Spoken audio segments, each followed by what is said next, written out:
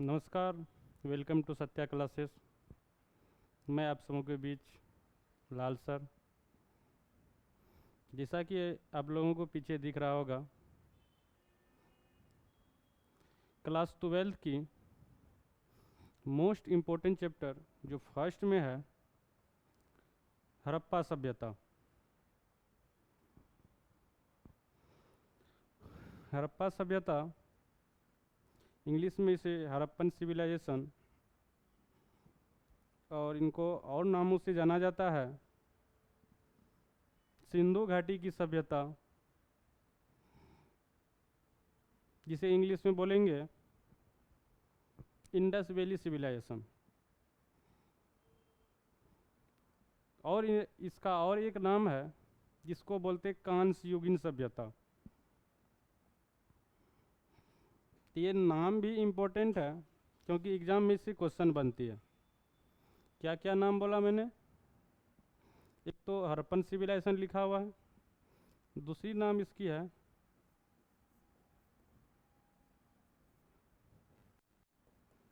सिंधु घाटी की सभ्यता।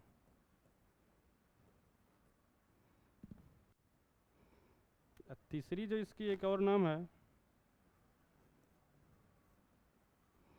कांस्य युगीन सभ्यता।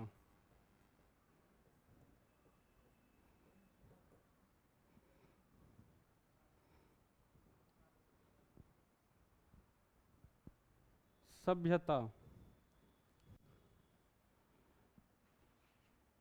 विशेष बात क्या क्या जाए बेसिक से, क्योंकि आप लोगों के बीच ये हिस्ट्री का सब्जेक्टिव क्वेश्चन सीरीज लेकर के हम लोग आए हैं और इसमें स्पेशली 12th का फर्स्ट चैप्टर सिंधु घाटी सभ्यता की जो है विश्लेषण किया गया है। विश्लेषण में आपको सब्जेक्टिव क्वेश्चन का विश्लेषण किया जाएगा। जितनी भी तैयारी करने वाले 12th के बच्चे हैं जो 2026 के बिहार बोर्ड एग्ज़ाम में बैठने जा रहे हैं, उनके लिए बहुत बेस्ट ये होगा, एग्ज़ाम के लिए बहुत हेल्पफुल होने वाला है, क्योंकि इसमें आप लोगों को क्वेश्चन सीरीज में ही एक विस्तार पूर्वक बताया जाएगा और रेगुलर रह करके आप अच्छा नॉलेज ले सकते हैं और एग्ज़ाम में अच्छा परफॉर्मेंस कर सकते हैं। तो बिना देर किए हुए क्लास को आगे ले चलते हैं। थोड़ा सा मैं इसके बारे में बता दूं आप लोगों को। जो ये सिंधु घाटी सभ्यता है, ये दुनिया की 4 प्राचीन सभ्यताओं में से एक है। 4 प्राचीन सभ्यता कौन कौन से हैं? दुनिया में 4 ही प्राचीन सभ्यता माना जाता है। उनमें से अगर हम फर्स्ट में ले लें प्राचीन मिस्र की सभ्यता,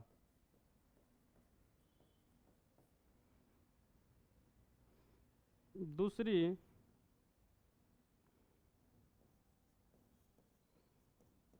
मेसोपोटामिया की सभ्यता,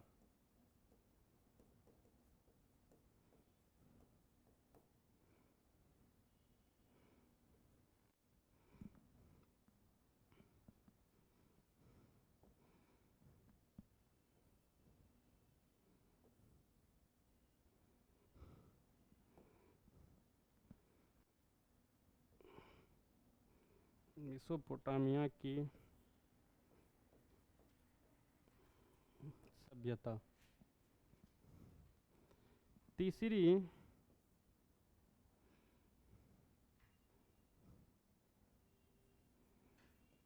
चीन की सभ्यता, और चौथा हमारी भारत की सिंधु घाटी की सभ्यता।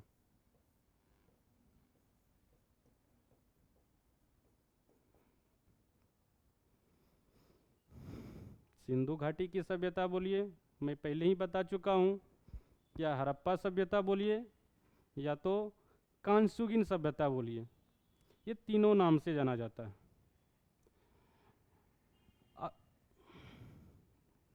ये क्लियर हो गया क्या?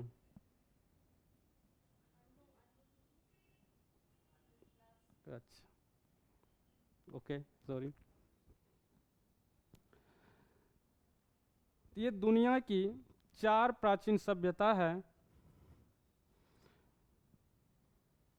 जो आज से लगभग 6000 वर्ष पहले की सभ्यता है।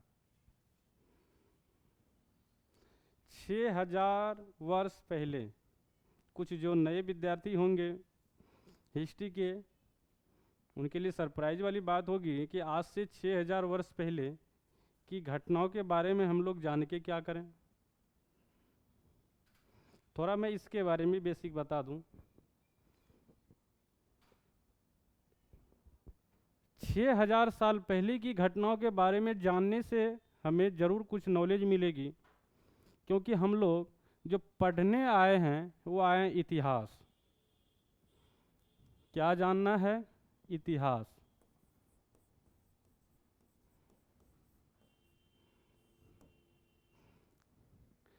इतिहास का मतलब क्या होता है? इतिहास पढ़ने का उद्देश्य क्या होता है? सबसे पहले हमें ये जानना चाहिए इतिहास पढ़ने का उद्देश्य क्या होता है, इससे क्या बेनिफिट होती है। इतिहास पढ़ने का मतलब होता है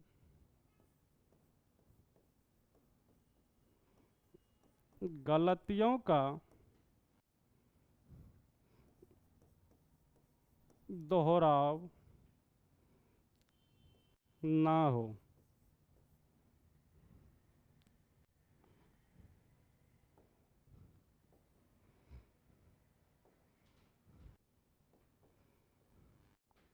गलतियों का दोहराव ना हो, इतिहास पढ़ने का उद्देश्य ये होता है। हम लोग जो ये सभ्यता की बात करें 6000 वर्ष पहले की, ये सारी सभ्यता आज नहीं है, इस दुनिया में नष्ट हो चुका है। इनका जो भी कुछ पुरातत्व बचा है वो उत्खनन से हमें प्राप्त होती है। उसी उत्खनन के आधार पर हम लोग जानकारी इकट्ठा करते हैं। तो ये सभ्यता, सबसे पहले मैं छोटी छोटी बातों पे मैं आप लोग को बात करूं, सभ्यता होती क्या है? सभ्यता होता है मानव का अस्थाई बसाव।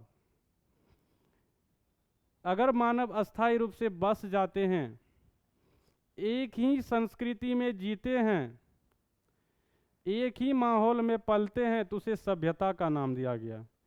तो ये सभ्यता भी जो इतने नाम जो हम जो लिख रखे हैं बोर्ड पर, ये भी प्राचीन सभ्यता थी। और ये सुसज्जित, अगर बस्ती बोला जाए तो कुछ बस्ती, लेकिन हमारी जो ये सिंधु घाटी की सभ्यता था, ये बस्ती ने नगरीय सभ्यता थी। ये भी चौंकाने वाली बात है कि 6000 वर्ष पहले नगर मतलब होता है मानव की रहने के लिए सारी सुविधाओं से एक व्यवस्थित लोगों का समूह होता है। तो लेकिन ये सिंधु घाटी सभ्यता जो है ये भी नगरीय सभ्यता थी। तो अब ये नगरीय सभ्यता 6000 वर्ष पहले ये चल कहाँ गया, ये आज अस्तित्व में क्यों नहीं है, इसी चीज़ को हमें जानना है। अगर इस चीज़ को हम लोग जान लें तो आज के डेट में जो हम लोग हैं, हो सके जिस प्रकार से ये लुप्त हो गया है वो लुप्त होने से बच जाए, हमारी कुछ अस्तित्व बचा रह जाए।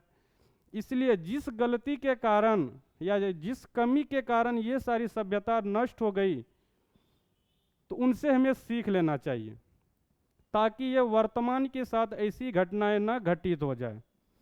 इसीलिए इतिहास जानने का मतलब होता है, इनका पढ़ने का उद्देश्य होता है कि गलतियों का दोहराव ना हो।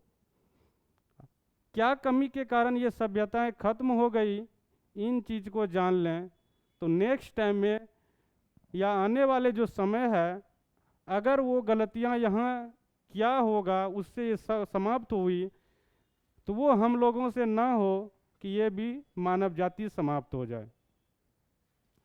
इतिहास जो होता है अतीत और वर्तमान में घटित घटनाओं के बारे में विश्लेषण हम लोग करते हैं।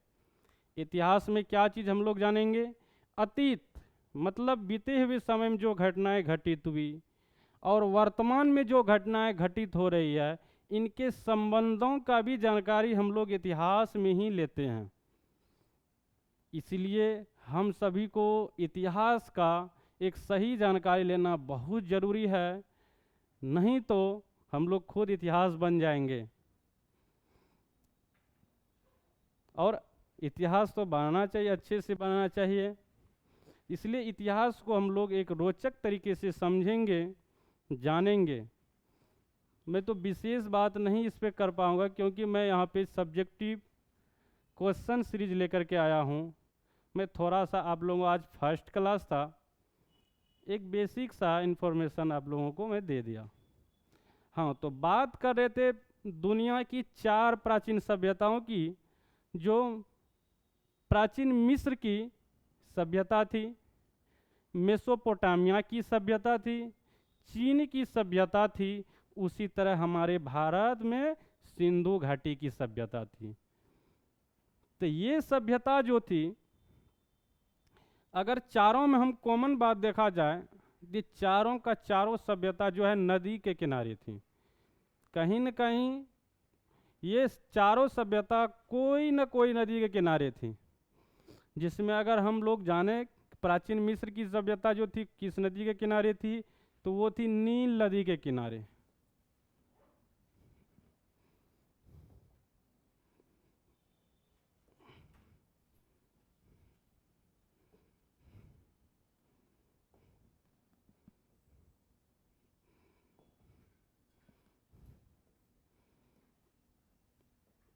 नील नदी के किनारे।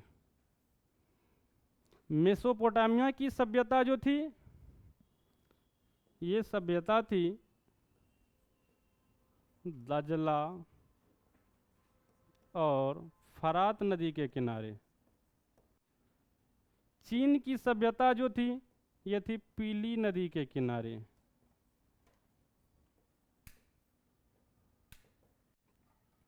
और अपना जो ये सिंधु घाटी की सभ्यता थी, ये भी थी सिंधु नदी के किनारे।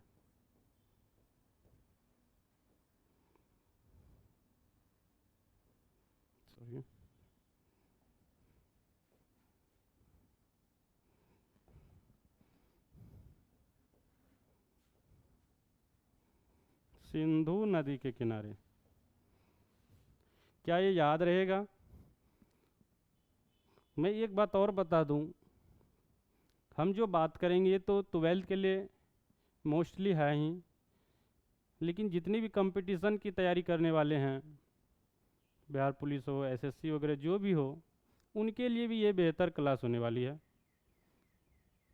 वो भी अपना जो है कि कंप्लीट कर लेंगे इसको पढ़ने से, जानने से, सुनने से। तो ये सिंधु घाटी की जो सभ्यता थी, ये भी किस नदी के किनारे थी? सिंधु नदी के किनारे। तो हम लोग देख रहे हैं कि दुनिया के ये 4 प्राचीन सभ्यता है, उनमें से चारों का चारों सभ्यताएं नदी के किनारे ही जो है ये था।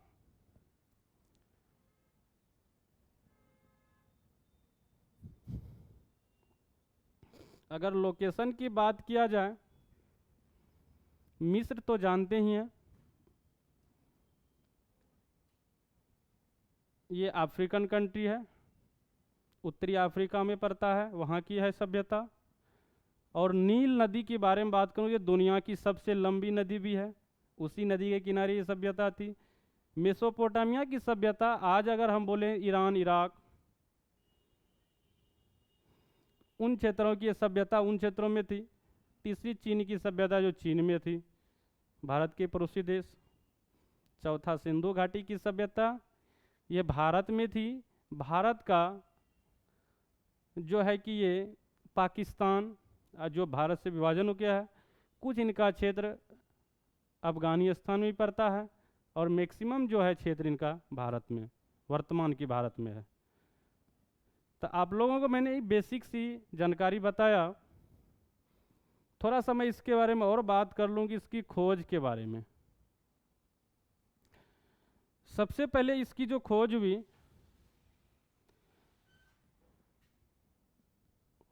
1856 में, जब रेलवे लाइन बिछाई जा रही थी, उसी क्रम में जो है कि इनका कुछ अवशेष मिला। ये अवशेष जो मिला था, ब्रिंटन नामक 2 ब्रदर था, उनको कुछ अवशेष मिला, लेकिन उन लोगों ने ध्यान नहीं दिया। फिर आगे चल करके कनिंघम और जॉन मार्शल महोदय ने ये सारे मिलकर के इनके बारे में फिर जानकारी इकट्ठा किया, खुदाई किया, इनके अस्तित्व की जानकारी मिली और इनकी खुदाई आज तक चल रही है।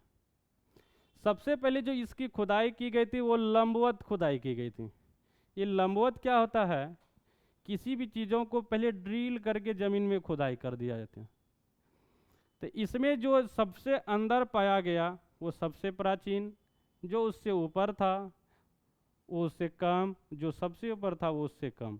मतलब ये सभ्यता भी जो थी स्तरीकरण की तरह थी। इससे पता चलता है कि ये सभ्यता कई स्तर में था, कई बार ऐसा ये नष्ट भी हो चुका है। तो इस प्रकार से इसकी खोज हुई।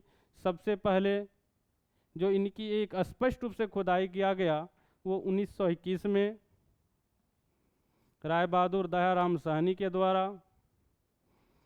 उन्होंने ही हड़प्पा का खोज किया।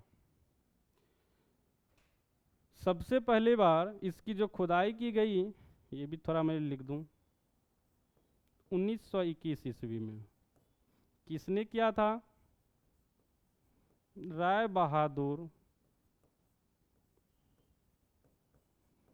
दयाराम साहनी।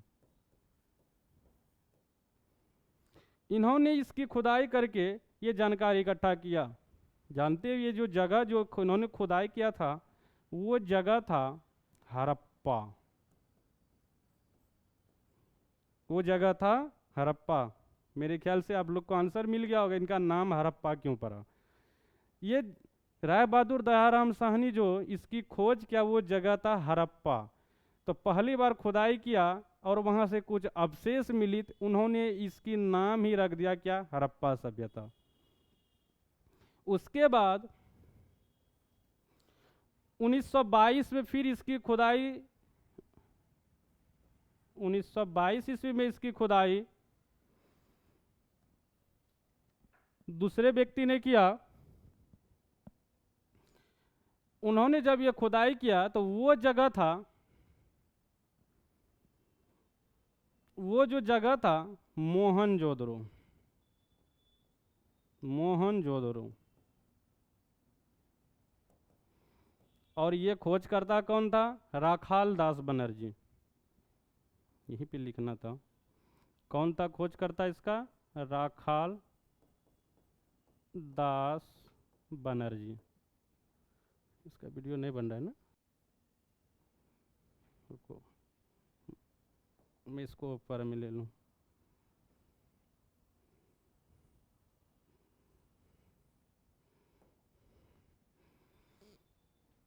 हम्म 1921 वाली दिख रहा है। 1922 में जो खोज किया वो था कौन? राखाल दास बनर्जी। और वो जगह जो था मोहनजोदड़ो, जो देरो भी बोल सकते हो।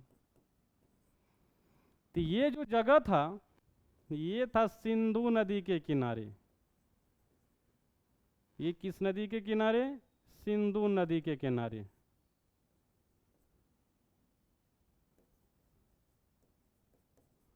इसलिए इसका नाम पड़ गया सिंधु घाटी की सभ्यता। फिर एक बार देख लें, पहली बार 1921 में इसकी खोज किया राय बहादुर दयाराम साहनी के द्वारा। ये जो खुदाई किया गया था वो जगह था हड़प्पा। और ये किस नदी के किनारे था ये भी जान लिया जाए, ये था रावी नदी के किनारे। उसके बाद 1922 में इसकी खोज हुई। दूसरी जगह जो उत्खनन हुआ वो जगह था मोहनजोदेरो। इसकी खोजकर्ता कौन था? राखाल दास बनर्जी। तो वो सिंधु नदी के किनारे था, इसलिए उन्होंने इसका नाम बोला कि क्या रखा जाए, सिंधु घाटी की सभ्यता। उसके बाद इनका एक नाम और मैंने बताया था, कांस युगीन सभ्यता। कांस, जिसको बोलते हैं हम लोग कांसा, कांसा की बर्तन वगैरह हमारे घरों में होती है। तो पहली बार ये कांसा बनाने का जो टेक्नोलॉजी था वो सिंधु वासियों को ही था। इन लोगों ने टीन में तांबा मिला करके, एग्जाम में बनता है, इसे क्वेश्चन याद रखना, टीन प्लस तांबा, ये दोनों मिला करके इन लोगों ने क्या तैयार किया था, कांसा। तो इसलिए इस सभ्यता का नाम ही पड़ गया क्या, कांस्य युगीन सभ्यता। कांस्य युगीन सभ्यता।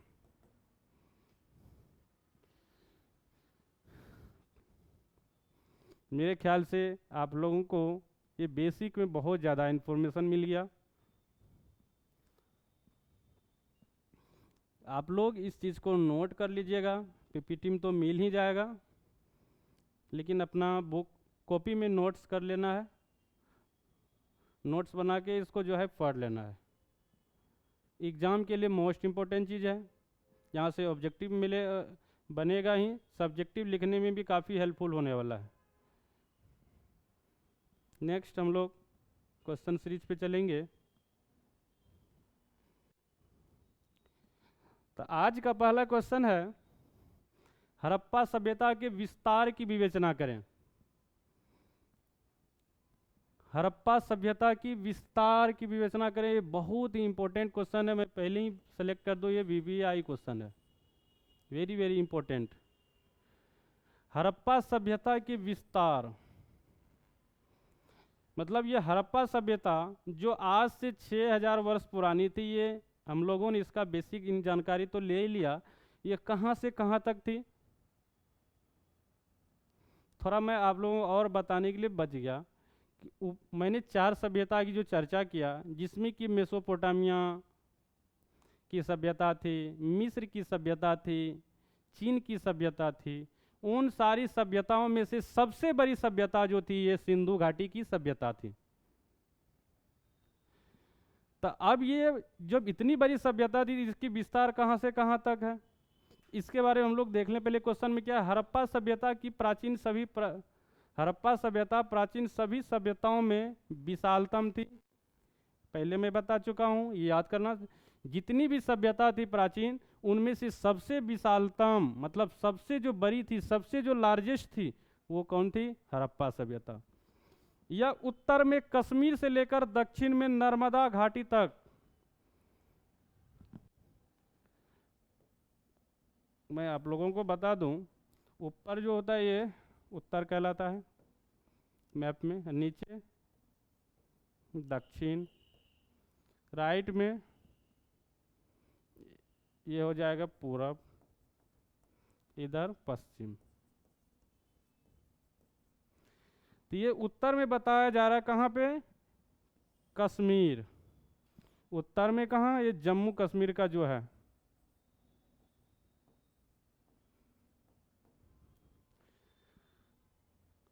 ये जम्मू कश्मीर का एक जगह था जो कि इसमें चर्चा नहीं किया गया, मैं बता दूं, ये मांडा जगह था।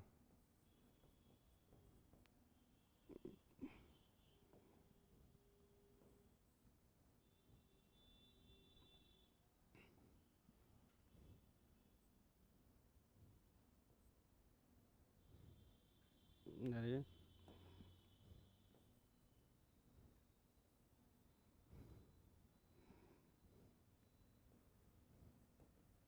ये जगह था क्या, मांडा। दक्षिण में जो ये था नर्मदा नदी, ये नर्मदा नदी, नर्मदा नदी ये जगह जो कहलाता है वो दैमाबाद, याद रखना है, ये भी एग्जाम में बना हुआ क्वेश्चन बिहार पुलिस में। दैमाबाद जो ये पड़ता है आज का कहाँ, महाराष्ट्र, ये आज का कहाँ पड़ेगा, महाराष्ट्र, याद रहेगा। उत्तर में जम्मू कश्मीर के मांडा, दक्षिण में नर्मदा नदी के तट जो दैमाबाद जगह है ये कहाँ है, महाराष्ट्र, और ये पश्चिम में बलूचिस्तान, ये आज पाकिस्तान में पड़ता है। ये पश्चिम में कहाँ है, ये बलूचिस्तान, पश्चिम में ये जगह है बलूचिस्तान।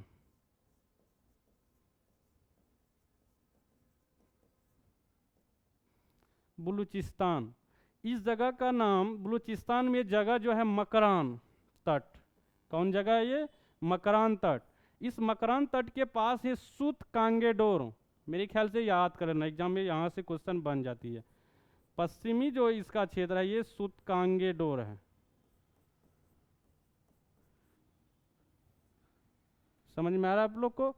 ये जगह जो है ये क्या है, सूत कांगेडोर, पश्चिम में बलूचिस्तान में, जो ये वर्तमान पाकिस्तान में पड़ता है, बलूचिस्तान के मकरान तट के पास एक जगह है सूत कांगेडोर, जो पाकिस्तान प्लस ईरान की बॉर्डर के पास है। तो पश्चिम में ये जो है कहाँ पे, सूत कांगेडोर, और ये पूर्व में कहाँ, आलमगीरपुर, पूर्व में कहाँ, ये आलमगीरपुर, आलमगीरपुर, ये कहाँ पड़ता है, उत्तर प्रदेश, कहाँ है, उत्तर प्रदेश लिखा हुआ है, तक फैली हुई थी। कुल मिलाकर के यह सभ्यता पूर्व से पश्चिम तक 1600 किलोमीटर, मोस्ट इंपोर्टेंट चीज याद करने वाले हैं।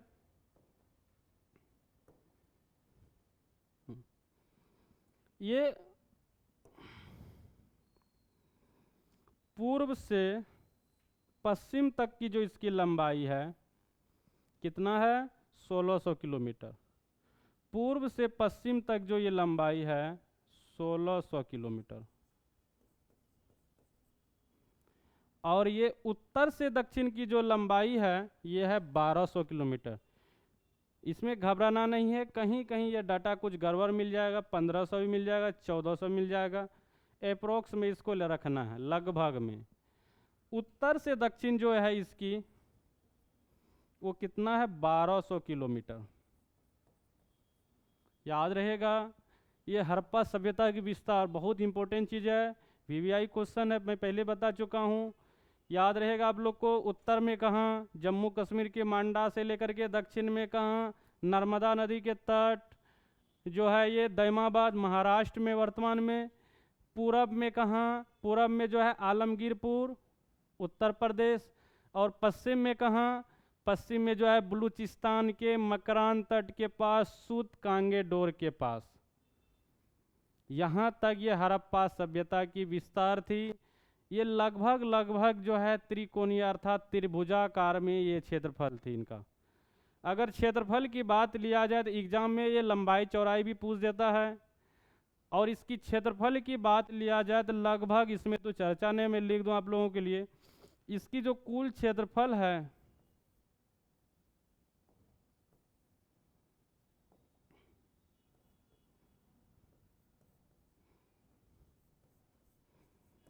क्षेत्रफल 12,99,600 वर्ग किलोमीटर,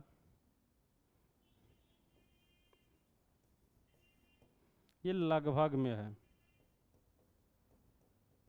इसका एग्जैक्ट बताना सही नहीं होगा क्योंकि इसकी खुदाई आज भी हो रही है और लगातार इनकी जो है जगह मिल रही है। तो लगभग अब तक ज्ञात स्रोत के अनुसार जो है ये 12,99,600 वर्ग किलोमीटर इसकी एरिया है। क्या याद रहेगा आप लोगों को? अगर लगभग में इसको बोला जाए तो लगभग 13 लाख वर्ग किलोमीटर। कितना? 13 लाख वर्ग किलोमीटर। ये याद कर लेना सिंपल में, लगभग 13 लाख वर्ग किलोमीटर। और अगर ये डाटा लिया जाए पूरी तरह से एक्सप्लेन में तो 12,99,600 वर्ग किलोमीटर। ये थी हड़प्पा सभ्यता की विस्तार। अगर ये डाटा आप लोगों को दिमाग में आ गया तो लिखने में कोई दिक्कतें नहीं होगी। आगे चलें नेक्स्ट क्वेश्चन की तरफ।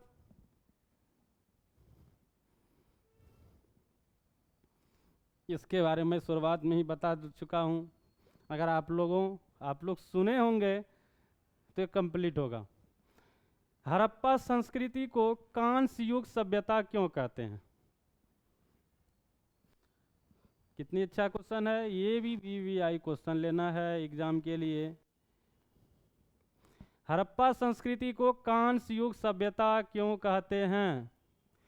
हड़प्पा के लोगों को तांबे में टीन मिलाकर कांसा बनाने की विधि आती थी।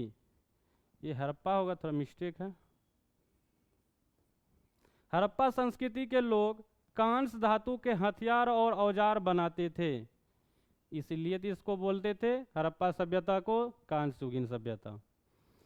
दूसरी पॉइंट ये इसका दिया है, कांसे की सहायता से हड़प्पा के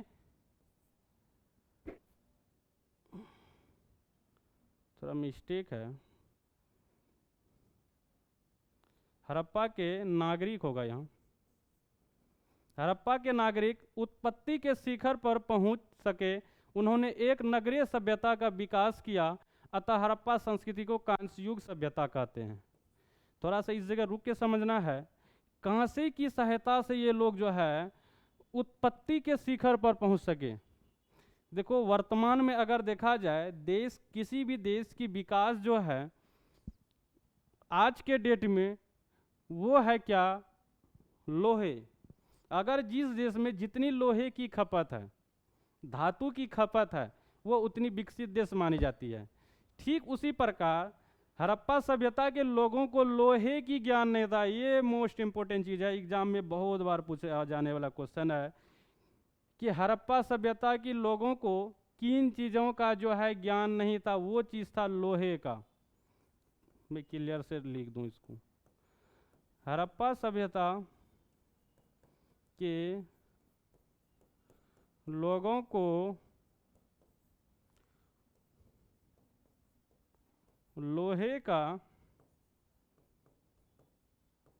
ज्ञान नहीं था।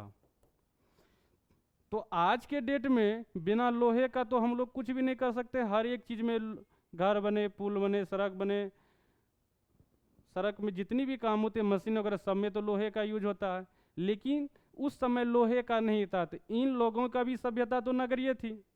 तो इन लोगों ने लोहे की जगह जो धातु का प्रयोग किया, वो प्रयोग किया क्या चीज़ का? कांसा का। और इसी कांसा का सहारा लेकर के इन लोगों ने अपनी विकास की शिखर पर पहुंचा। क्लियर हुआ आप लोगों को? इसलिए हड़प्पा सभ्यता के लोग जो है एक नगरीय सभ्यता बनाने में जो भूमिका थी वो किसका था? कांसा का। और कांसा कैसे बनाते थे? कांसा कैसे बनाते थे? तांबा और टीन को मिला करके। और पहली बार ये टेक्नोलॉजी की खोज किसने किया था? हड़प्पन लोगों ने। तो इसलिए इस सभ्यता का नाम भी क्या पड़ा है? हड़प्पा सभ्यता या कांस्य युगीन सभ्यता। क्लियर? नेक्स्ट क्वेश्चन के लिए और चले हम लोग। अगली क्वेश्चन बहुत इंपॉर्टेंट है।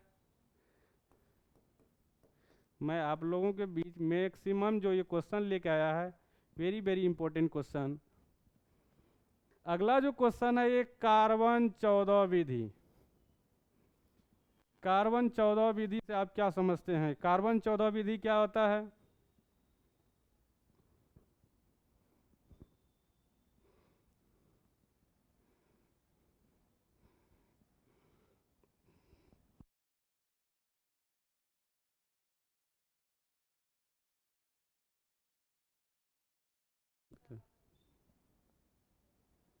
कितना हो गया?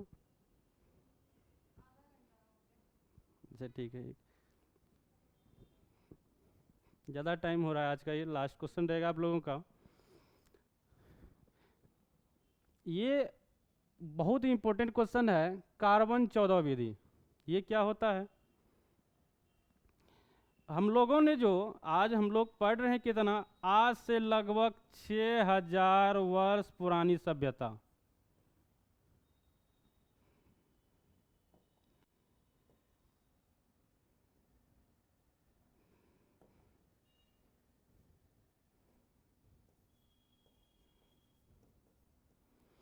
6000 वर्ष पुरानी सभ्यता। 6000 वर्ष पुरानी सभ्यता के बारे में हम यहाँ बात करने आ गए। तो ये सवाल होगा कि आपके पास क्या सबूत है जो आप ऐसी ऐसी चीज़ बता रहे हैं कि इतना वर्ष पुराना है, यहाँ ये था वो था। तो इन चीज़ों का जो पता लगाया सबसे पहली बार, और वो जो विधि था ये कार्बन 14 विधि। ये विधि कौन सा, एक वैज्ञानिक विधि है, याद कर लेना है। कौन सी विधि है ये, वैज्ञानिक विधि। इससे ये पता चलती है, जैसे आज उत्खनन होती है, आज भी खुदाई होता है, खुदाई में कहीं जो है कि मानव की अस्थियां मिल जाती है, कहीं हड्डियां मिल जाती है, कहीं उस समय महिलाएं जो अपनी जो श्रृंगार के लिए ऑर्नामेंट्स मतलब जेवर जेवरात पहनती थी, उनकी अस्तित्व मिल जाती है। तो इससे ये हम कैसे पता लगाएं कितनी वर्ष पुरानी है। इनकी जो पता लगाने का विधि है, वही विधि का नाम क्या है, कार्बन 14 विधि।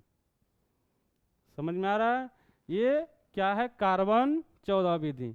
तो ये कैसे पता लगाते हैं, एक बार पहले हम लोग पढ़ लें आंसर को। क्या है, तिथि निर्धारण की वैज्ञानिक विधि। क्लियर हुआ, मैं पहले ही बता दिया वो कितनी वर्ष पुरानी है, उसकी पता हम कैसे लगाएं, तो कार्बन 14 विधि की। तो बता रहे कि तिथि निर्धारण की वैज्ञानिक विधि को ही क्या बोलेंगे, कार्बन 14 विधि के नाम से जाना जाता है। क्लियर। वस्तुतः किसी भी जीवित वस्तु में कार्बन 12 और कार्बन 14 समान मात्रा में समान मात्रा में पाया जाता है। याद रहेगा, किसी भी जीवित जंतु, जिससे हम जैसे कि वर्तमान में भी जीवित हैं, तो हमारी बॉडी में जो है कार्बन 14 और कार्बन 12 दोनों समान मात्रा में मिलेगा। भी कार्बन 14 जो ये 12 है और ये 14 है, दोनों हमारी बॉडी में क्या मिलेगा, एक समान मात्रा में मिलेगा। परंतु क्या होती है, मृत्यु की अवस्था में, मृत्यु की अवस्था मतलब मर जाने के बाद कार्बन 12 तो स्थिर रहता है, किंतु कार्बन 14 का निरंतर क्षय होने लगता है। ये याद करने वाली और बेसिक सा चीज़ है। जब मानव की मृत्यु हो जाए, मानव हो, जानवर हो, कुछ भी हो, कोई भी वस्तु हो, जब जीवित है तो कार्बन 12 और कार्बन 14 दोनों एक समान मात्रा में रहेगा, बैलेंस क्वांटिटी में रहेगा। लेकिन जैसे उसकी डेथ हो जाए, मृत्यु हो जाए, मृत्यु के बाद जो होता है कि ये कार्बन 12 ये स्थिर रहेगा, ये कम नहीं होगा, लेकिन कार्बन 14 निरंतर क्या होगा, क्षय होने लगेगा, वो धीरे धीरे कम होने लगेगा। कार्बन का अर्ध आयु, अर्ध मतलब आधा आयु काल जो होता है 55, 68 प्लस 90 वर्ष। अगर उसमें कार्बन की आधा बचा है, जो ये कार्बन 14 है, तो इसका पता चल रहा है कि 55, 68 प्लस 90 इतना आयु का हो गया। अगर कार्बन 14 वो घट के आधा हो गया तो इसका आयु कितना हो जाएगा, 5568 प्लस उसमें 90 वर्ष कर लो, इतना आयु पुरानी है वो। अर्थात इतने वर्षों में उस पदार्थ में कार्बन 14 की मात्रा क्या रह जाती है, आधा। कितना साल में, ये 5568 प्लस 90, इतने वर्षों में कार्बन 14 की मात्रा घट के कितना हो जाती है, आधी। इस प्रकार वस्तु के काल की गणना की जाती है। जिस पदार्थ में कार्बन 14 की मात्रा जितना कम होगी वह उतना ही पुरानी मानी जाएगी। इसी के आधार पर प्राचीन सभ्यताओं की तिथि का निर्धारण किया जाता है। क्या समझ में आया? फिर मैं आप लोगों को एक बार सरल भाषा में बता दूं, किसी भी जीवित जंतु में जो होता है कार्बन 14 और ये कार्बन 12 दोनों समान मात्रा में होगा। वो व्यक्ति हो या जानवर हो, कुछ भी, उनके मरने के बाद ये तो फिक्स रहेगा, लेकिन कार्बन 14 धीरे धीरे क्षय होने लगेगा, ये कम होने लगेगा।